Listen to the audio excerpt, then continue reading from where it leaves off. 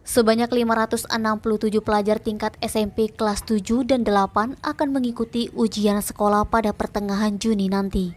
Kepala Sekolah SMP Negeri 1 Kayu Agung, Imade Sujata SPD MPD melalui Wakil Kepala Sekolah Bagian Kurikulum Riana SPD MSI mengatakan, pelajar kelas 7 akan mengikuti ujian sekolah ada 294 orang. Lalu untuk kelas 8 ada sebanyak 273 orang sehingga jumlah keseluruhan sebanyak 567 orang.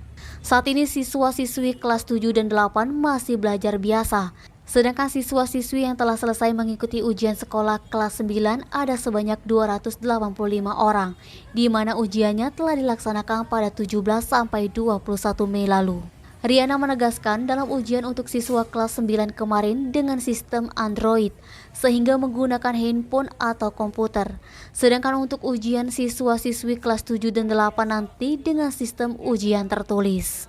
Dalam pelaksanaan ujian 13 sampai 18 Juni nanti, pihak sekolah menyiapkan sebanyak 15 ruangan dengan jumlah guru pengawas ujian sebanyak 40 orang, di mana setiap satu dengan 2 orang guru pengawas. Niskia, Sumeko TV melaporkan.